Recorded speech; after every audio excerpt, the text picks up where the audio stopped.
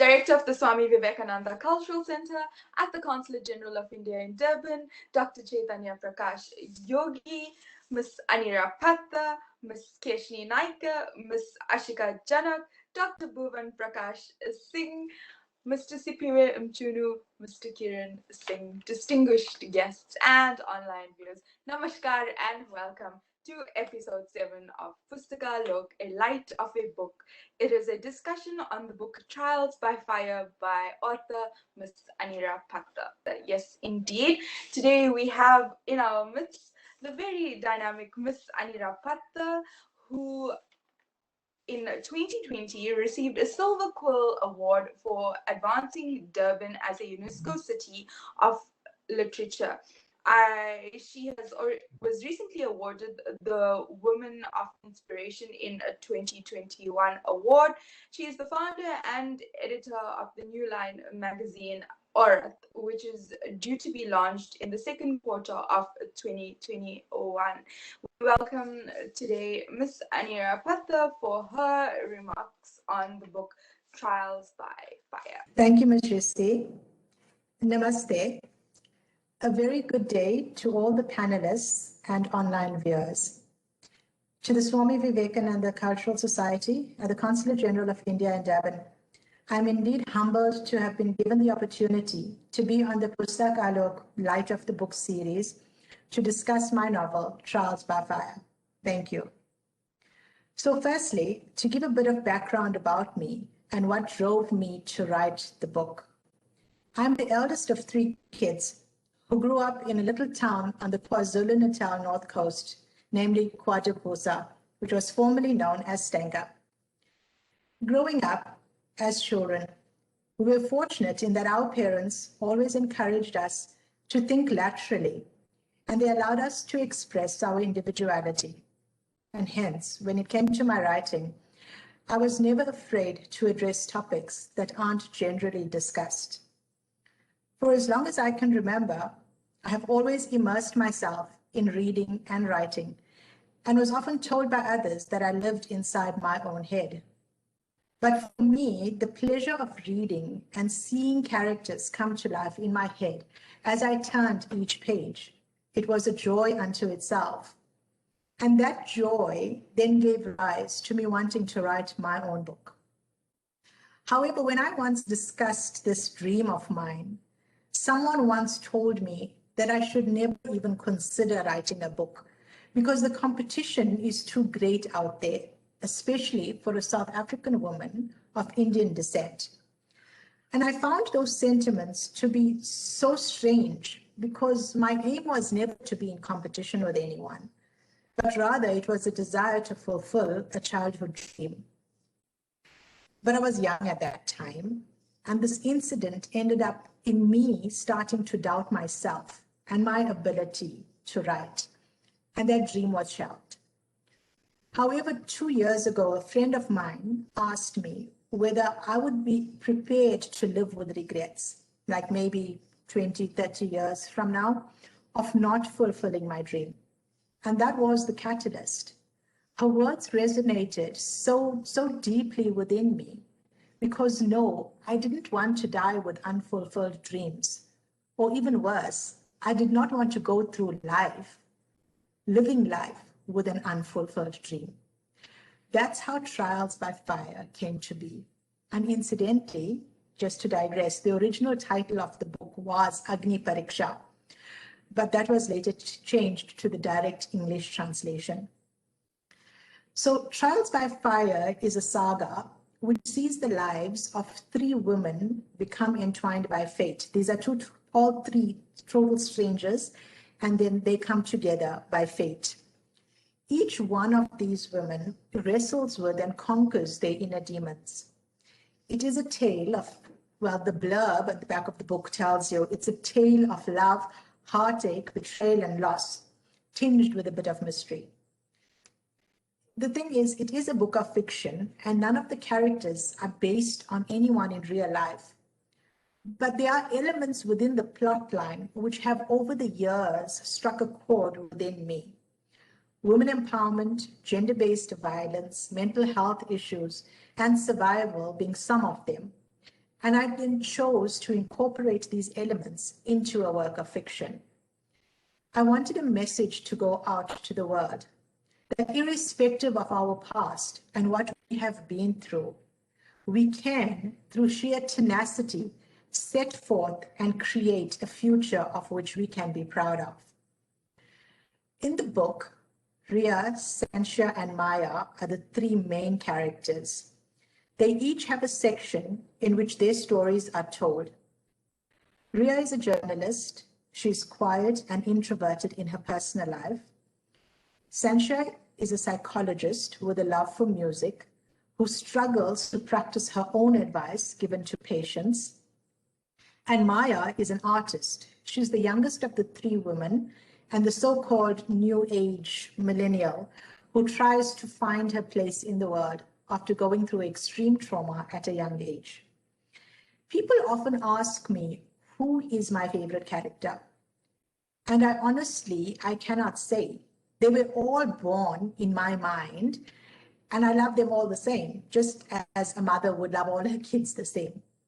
However, the character who I most associate myself with, she's actually a secondary character, not one of the three main characters. And she's Ria's grandmother, or as I refer to her in the book, I call her Dadi. Dadi's character is actually a combination of the strong women in my life, my own grandmother, my mother, my aunts, and my older cousins. They all represent and instilled in me a sense of pride and empowerment to be myself and to not be afraid to believe in what's right, to believe that what's right is not always easy, and to be brave enough to take the path less traveled. Society's behavior is such that people tend to ignore the so-called taboo topics. Gender-based violence, or rather, in fact, any form of abuse, mental health issues, alcoholism, these are all very prevalent in today's day and age. But society feels that if we don't speak about it, or if we pretend that it does not exist, it will just somehow miraculously disappear. But we all know that sadly, this is not the case. I tend to try and put myself in the shoes of the character that I'm writing about. And then I get sad. It saddens me that people are so often subjected to abuse and violence or anything of that sort, any negativity from people that they know and they love. They're also subjected to ridicule when they have genuine medical issues, medical conditions. And it's sad and crazy at the same time that society, people in fact, have become so judgmental instead of being pillars of strength to those in need. So my main aim when I started writing the book was, even though the content took the form of a fictional story, my aim was to create an awareness and for people to be cognizant of the fact that these are very real issues, very real social ills that affect people in all walks of life, irrespective of their socioeconomic status. I want people to start looking within themselves and to become better, more compassionate human beings. A few weeks ago, I was asked, how successful has your book been? And I answered the question by asking that person another question. And I asked, how do you define success? And I was then told that success is determined by the number of copies sold. And I then just smiled.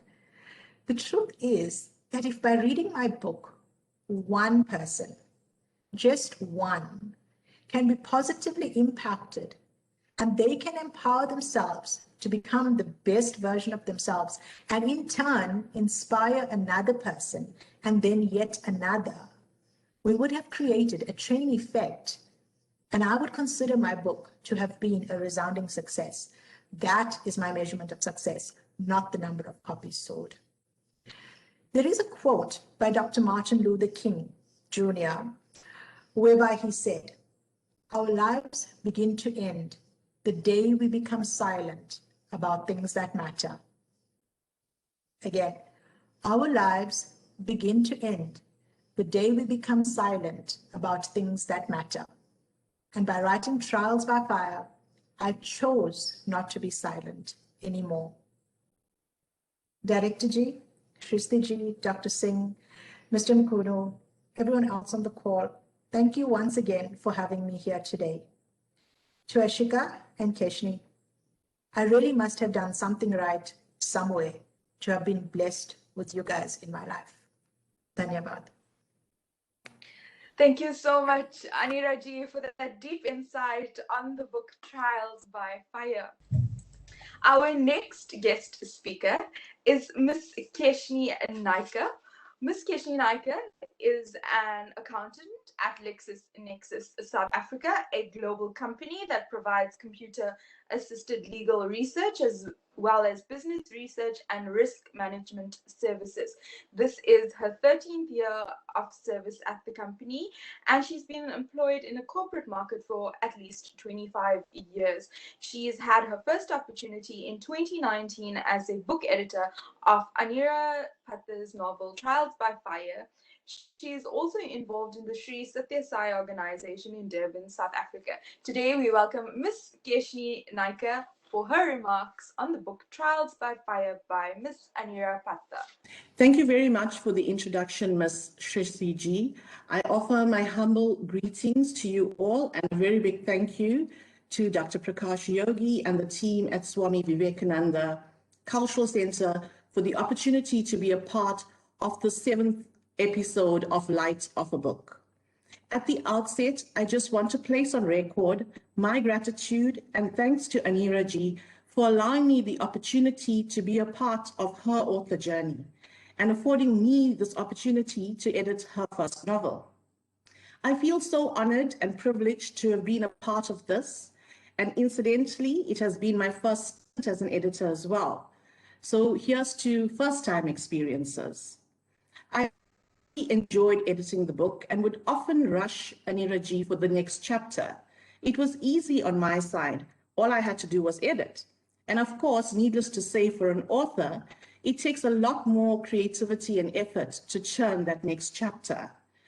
Trials by Fire is a captivating book that entwines the characters whilst bringing the setting to our resident country, South Africa.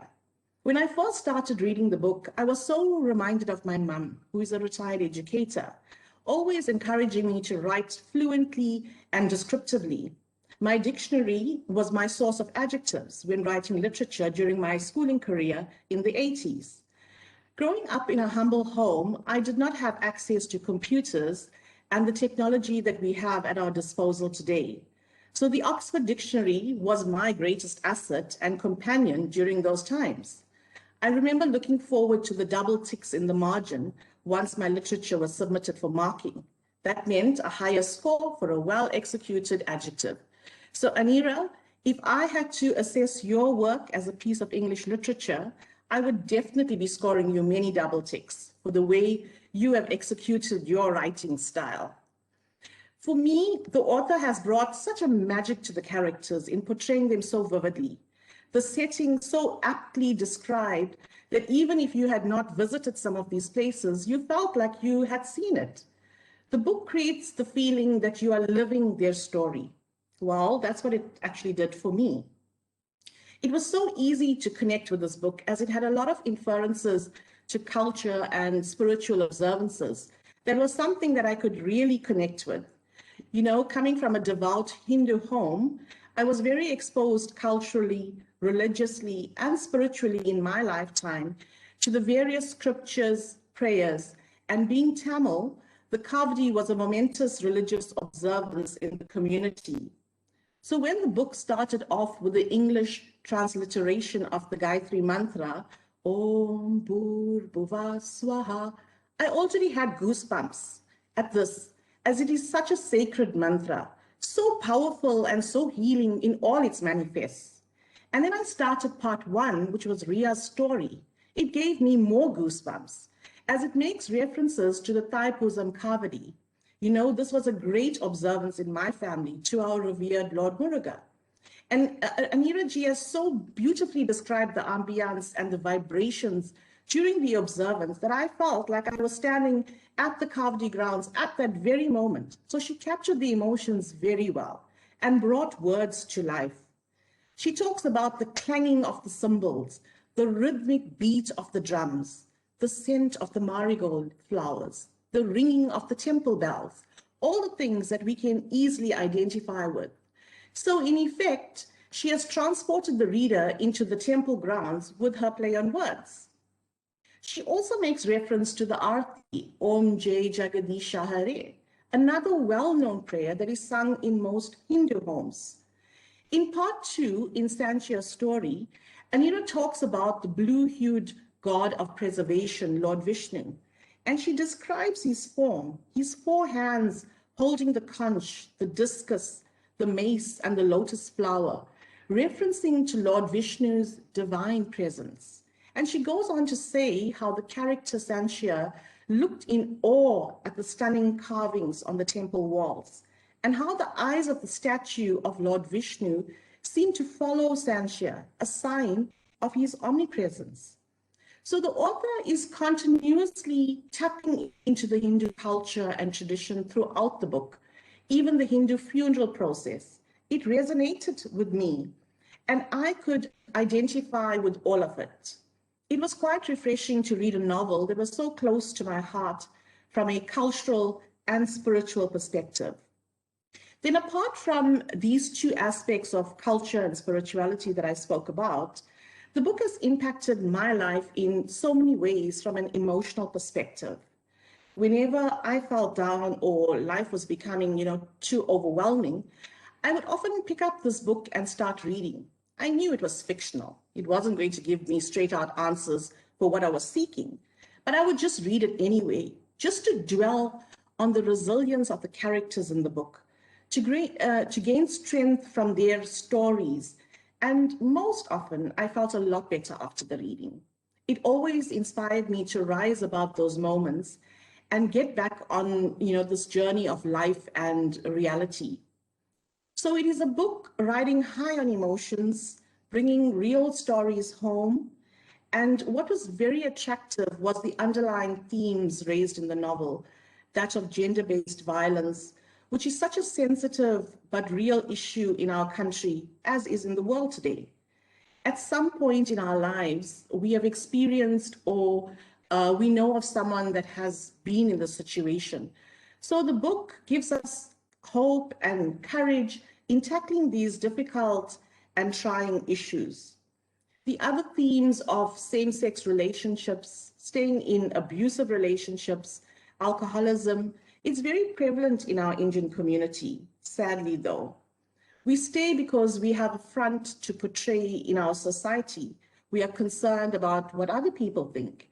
This is not unusual in our community, but in the book, we see how the characters rise above these challenges. Not an easy road, but persevered through their obstacles, which then brings me to the female characters.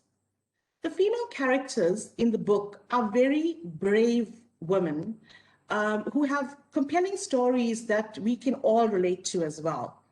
Their characters grew from young girls to strong women who rode the wave of life in a dignified and respectable manner to achieve the final success that they sought.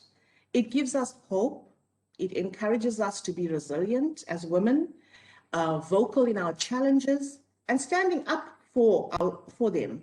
So the book, even though fictional, brings to light choices that we can make, and it shines a shimmer of hope that there are alternatives to the terrifying situations we may sometimes find ourselves in. So to wrap up then, if you are looking for hope, if you are looking for light at the end of the tunnel, if you are looking for inspiration in your personal life right now, I highly recommend this book as an excellent choice of reading. So thank you for writing this novel and sharing the story with us, giving us hope in what may be our darkest hours. I'd like to take this opportunity to wish you every success as you grow in this author journey of yours. And at the same time, I would also like to encourage our viewers to read, read, read. Reading opens up your world to a whole lot of new possibilities. It gives you endless knowledge, sharpens your mind, and stimulates your imagination, to name but a few of the benefits of reading. So enjoy this journey into the literacy world. Thank you very much for this opportunity. Thank you so much, Keshni ji, for those remarks on Trials by Fire by Ms. Anira Patta. Our next guest speaker is Ms. Ashika Janak. Ashika ji is an admitted attorney, having practiced law for some time. She's dealt with gender-based violence and issues that were considered taboo in society. She has also assisted people who were in relationships that required legal intervention years ago, and has successfully prosecuted people who were charged with family violences and issues relating to gender-based crimes. She's currently working in the Ombudsman's office and entails assisting people with their problems. We welcome Ms. Ashika Janak for her remarks today.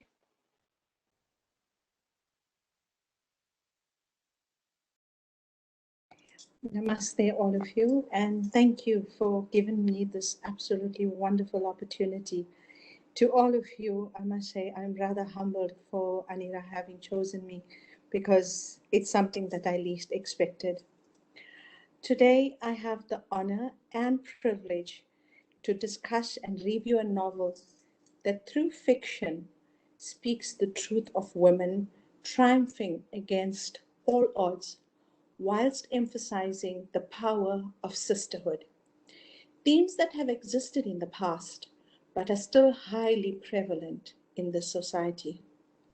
Trials by Fire by Anira Patta excellently pulls you into a world of mystique and mysticism, marvels against all odds, whilst making you all too aware of the realities of life. And for that alone is a commendable debut novel. As a woman first, and as an attorney second, the issues that I found most compelling was how Anira depicted the adversities of women powering through their lives. These women experienced trial after trial, inclusive of physical, mental, emotional abuse, rape, assault, and yet were able to uplift themselves. Something that I am going to quote from the book now, which I found to be absolutely in awe of just about everything.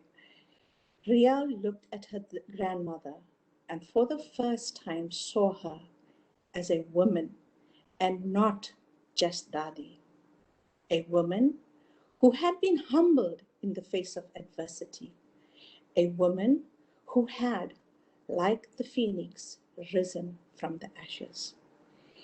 These few lines stayed with me long after I read the book. And for me, this showed that although these women may have been victims, they never allowed themselves to be defined by what had happened, by their circumstances. It's not only one of hopefulness, but also impactful in that it allowed us to realize that these women were more than just what had happened to them. In today's modern society, despite women being liberated and independent, we still see the prevalence of gender-based violence, sadly. So much so that a woman is not even safe walking alone at home. She's not even safe in her own home. These issues are global and unique not only to one society, but throughout the world. During the beginning of our 2020 lockdown, many countries suffered a drastic increase in domestic violence, inclusive of just, I'm only going to give you one country, but inclusive of France, first world country, which we would assume, being a European country, you would not have things like this happen. But the country was so troubled by these horrific incidences that the French government actually set up special funding for women to find places of refuge for from their abusers. Now that goes to show exactly how prevalent gender-based violence, abuse against women is throughout this world. And Anira seems to have portrayed it so, it was just so real, so realistically that you feel it when you're reading the book. Domestic abuse such as this is especially troubling due to its complicated nature. Often wives and mothers feel guilty to leave. I mean, it's happened with so many people these days. Or they feel they can actually change their abuser. This was also depicted in Trials by Fire, when Sanchia had to deal with her ordeal. And Sanchia, who had lived through these nightmares, secretly hoped that her husband would one day become the man of her dreams. This was no dream, a normal dream. However, after bearing the brunt of his violence, she realized that there was no changing for many abusers. And this was the turning point for her when she said, within the book, Anira depicts it so beautifully, "You've come close to breaking my body. I even thought of myself as broken, but I was wrong. I'm not broken. You will never break my spirit, ever. I will never allow you that." And I'm hoping that these are words that would perhaps inspire many women to walk away from their own fire that burnt them. Whilst every woman goes through their struggles, they never struggle alone though. And that is so prevalent in this book. And it reminded me of the absolute beautiful sisterhood that not only this book shares amongst the characters, but within my family, within my friends. And it's a beautiful aspect of the novel of sisterhood. Women for far too long have been pitted against each other. Women for far too long feel that being independent means being isolated. We often find ourselves unable to discuss the troubles we go through, be it big or small.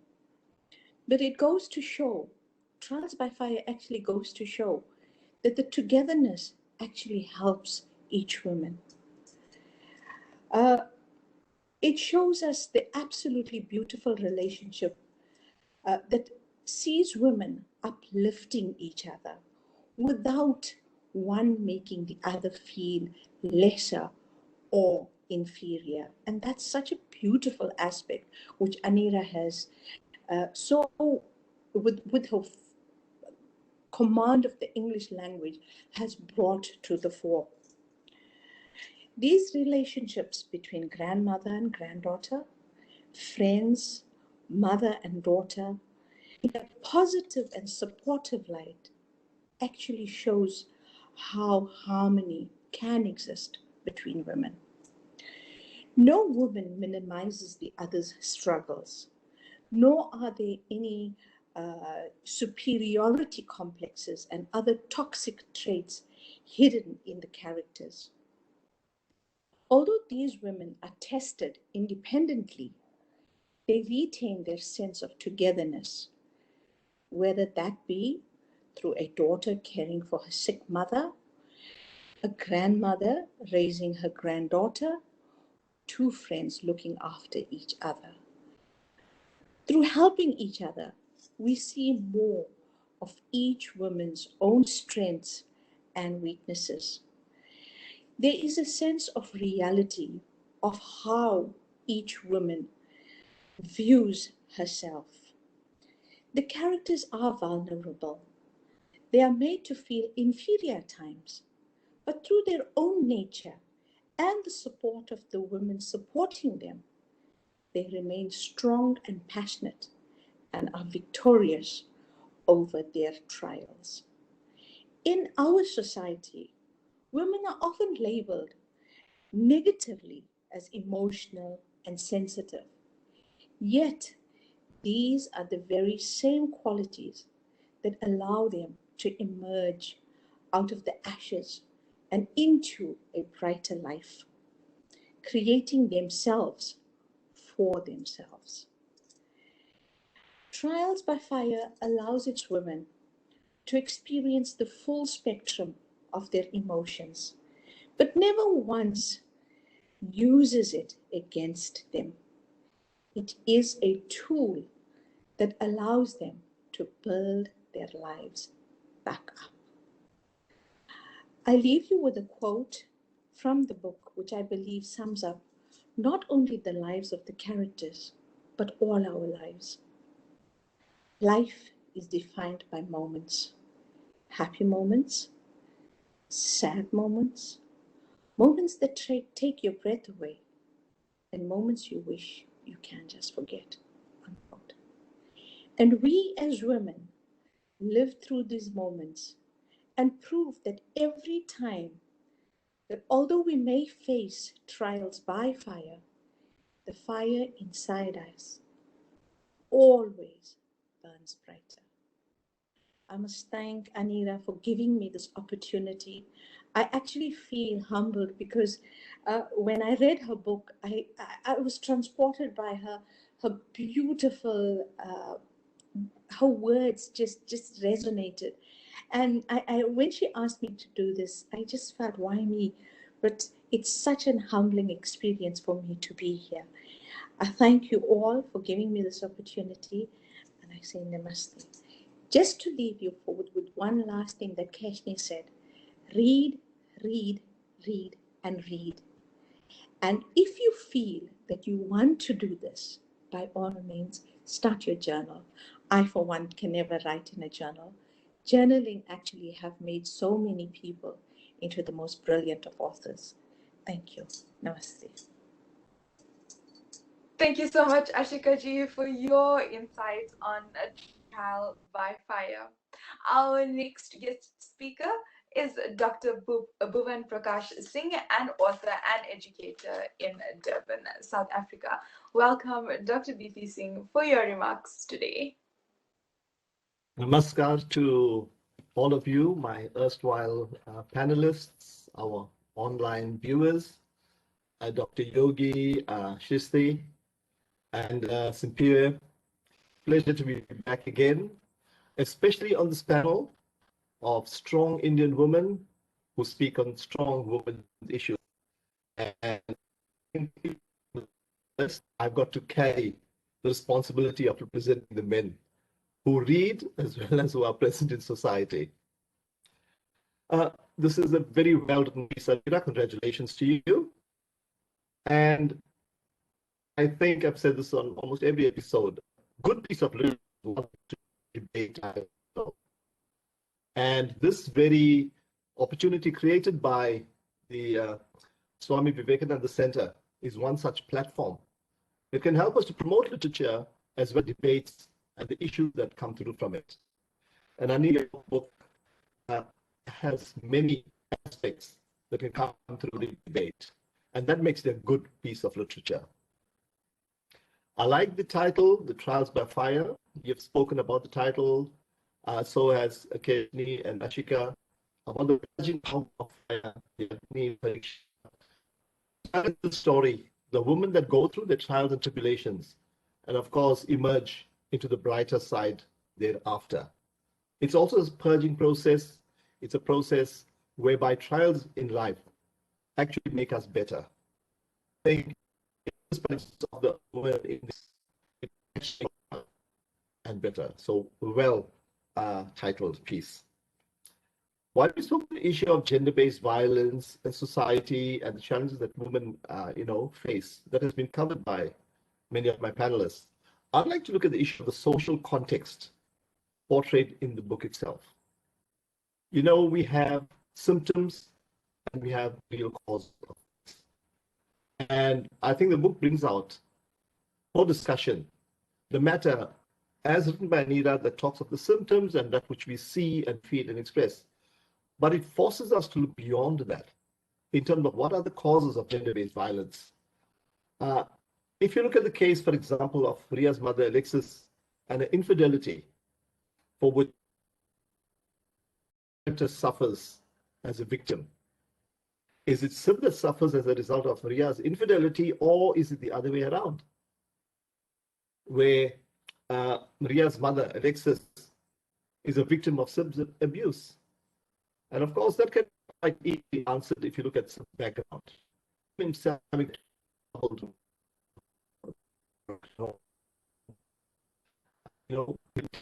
parents, it makes him a bitter person. And the common cultural context is that when Alexis married into this family, she married into problems. The question that it begs is, did she do this with the eye open or not?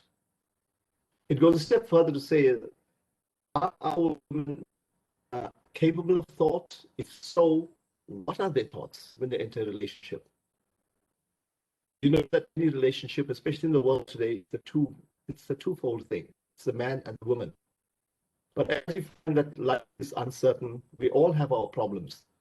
And sometimes we go openly, or even blindly sometimes, into a problem family. And in the case of Alexis and Siv, the result had been what had happened to Ria. Look at Ria's life. She had everything going for her. If you look at Dadi, who's been commented on already, a very strong woman, but that was a grandmother that was a stabilizing force in her life. And we're correct to say that we model in life. And Ria's role model was a grandmother. Generally, we expect the role models to be our parents, but sometimes life is not assigned to us. And you will look at the issue of a role model as being someone other than your biological parents. It could be a grandmother, it could be a friend. And as many of you have indicated, there are many inspirational characters in this book that could serve as role models to us. If you look at Shay's parents' wish that he should get married as a good Indian boy, nice Indian girl, and coming from a rich family, he would inherit the ancestral wealth and all would be good. And what does Shay do? He does marry Sanchia, who's a psychologist, out in society, in the eyes of us as people, and if I may say, with the Indian community, that's very Shay done to himself. Shay, as we find out later in the book, is a homosexual, he's gay, and again, the social context. Is our society prepared, even at this point, to expect the sexual orientation of our Indian people? Is where Shay actually becomes a victim of his very own self, his family, and the society that he lives. And in so doing, in terms of keeping up appearances for society and his parents and his family, he destroys his own life. If you look at the issue of Sanchia as an intelligent woman, a psychologist, as mentioned, I think by Keshni, that she gives advice to other people. But in this instance, she could not take that advice herself. It reminds me of a little anecdote where we say that the barber does not cut his own hair because he cannot cut his own hair. And what does that mean for society? It is so easy for us to analyze the situation of someone else and give the best advice. But when it comes to ourselves, and that's me included, it is very difficult to accept the very same advice. So even the power of the writing that we have here that Anira's put together, such literature allows us to self-reflect. And in as much as we analyze the characters in the story itself, albeit they're fictional, it actually causes us to analyze ourselves, our very own lives, and the people with whom we associate. If you look at the issue of gender-based violence, yes, I think every country, every community views it as very, very serious. I think is actually what is covered in the story. But my concentration on the issue of the social context is that gender-based violence is also symptomatic. It's symptomatic of a deeper evil, a deeper challenge, whether it's psychological, sometimes physical, or in various forms. Society has a very serious problem, and it is beyond the individual, it's our context. For example, television, I mean, best placed films, the best placed miniseries, all deal with violence. Violence is excellent. If you look at a child growing up, and I think you covered these issues with many of your discussions, it's accepted that what sells is violence. And inadvertently, not as you realizing it, it becomes inculcated as part of us that violence is acceptable. The story is no more strange. If you look at our context, and here I talk about South Africa, for example, we have such great dropout rate at school level, where you have a child who has everything going for him or her, and through one little mistake, which becomes a big mistake, the entire aspect of life is destroyed. And Ria had such a beautiful future for herself. And look at the turn that she suffers in her life. Because of love, yes, but because of a little moment of indiscretion, a little moment of weakness, that became the destruction of her life. Again, the context would be, did she do this as an irresponsible person, or was she truly in love? And of course, it begs the question, what again then is love? If you look at the cultural community that she comes from, you know that it is taboo to engage in sexual activity before marriage. So could we say that Ria was like her mother, Alexis, who was unfaithful and guilty of infidelity? Or was she just a victim of fate? You know? So these are questions that come up for discussion, debate. And we may consider them to be rhetorical, because sometimes we have no answer. And again, what the book leaves us is the point of reflection of self and what happens around us. Life is never perfect, but it is something that we could work out and we could think about. And all these people have been thinking people, but still they fall down in the way of what life throws to them. If you look at the symbolism, this has already been covered. The symbolism of the temple, where you look at Ria and Sancha that find such peace at temples. I think it was Keshni that described it so beautifully, and so did Ashika, where in the descriptions, Anita, that you gave of the temple, the peace and tranquility that people feel the moment they step into that environment actually forces us to look at ourselves for peace, not look for answers outside ourselves, but within ourselves and between us and our maker. And the very same with Gemma, who led such a troubled life, whose life came to an end basically when Dominic committed suicide. She finds such peace in the church. And again, I think the saving grace and the message being given to you by Anira, whether deliberately or otherwise, is that we find peace within ourselves and peace with God. And that's such a powerful message, Anira. Because sometimes we look for peace in things and people outside ourselves. But here I must say, like our Dr. Yogi, who's a very great mentor of mine, if you want to know what peace is, speak to Dr. Yogi. He's at such peace with himself and with God. And that's what I speak about. What is the pursuit of life? What do we really want? What do the characters in the book really want? And when you talk of these religious institutions, you find that that is where peace lies, with ourselves and with the Maker. Maya, who is the character that brings all these women together, as explained by Anira in the book, Maya is illusion. Maya is we see what we think we see and what is not really what we see. And if you look at the lives of the main characters in the book, what they saw, the love that Sancha saw, the love that Ria saw, were they illusions? Why did Ria ask Maya to be named Maya? What was the messaging? At the time when she gave up her beloved daughter, she knew that life would not be what she wanted it to be because she had no control of it. She wanted a better life for Maya, but she knew she had no control of it. So the naming of Maya was really very appropriate, and I think that was an excellent touch in the book. You look at the issue of symbolism as well with the issue of color. Maya, the artist, the color that she threw, the artist that she became. You notice here the issue of social context again. Where did Maya get her affinity for the arts? It was from Gemma, and Gemma was not her biological mother. And so it brings us, and I'd like to conclude in terms of the words of Dadi. When Dadi says to Ria, lineage and ancestry do not determine what you are. You determine who you are and what you become. So Ria is not as unfaithful as her mother, She's not as abusive or irresponsible as her father. She becomes a beautiful artist like her adopted mother and appreciates the context in which she's grown, which actually says that people are not born good or evil. It is the social context in which they grow up that determines the route they take in life and the type of people they become. So the issue of context is very, very important. And with that, I want to say to you, Anira, all the very best in your writing. It's an excellent debut movie. Sorry, did I say movie? Possibly it's an idea that's there. But yes, an excellent piece of work. It would really give itself to lifelike characters in the movie, indeed. I think you've succeeded in sending the message that you wanted through your fictional characters to readers. And I think the best way to engage in life is to read, because through reading, we face the demons we don't want to face. We face the realities we don't want to face. And most importantly, we can cast judgment on them for which we are not culpable. No one can say we're wrong. Literature is open to interpretation.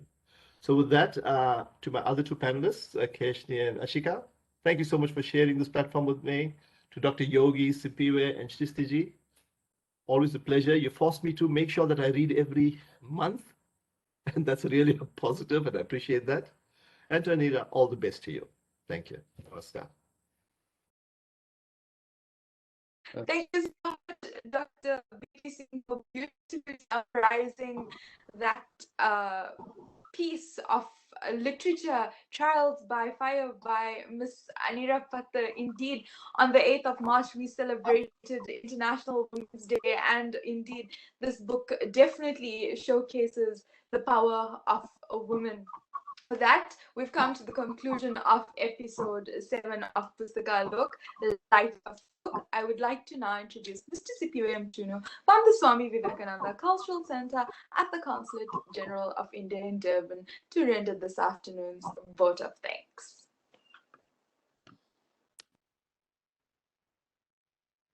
Namaskar. Greetings to all of you. On behalf of Swami Vivekananda Cultural Center at the Consulate General of India in Durban, I am so delighted today to deliver a vote of thanks on the 7th episode of our program, Pustakalok, meaning Light of the Book. This program was about the discussions of the book called Trial by Fire, authored by Anira Patta from South Africa.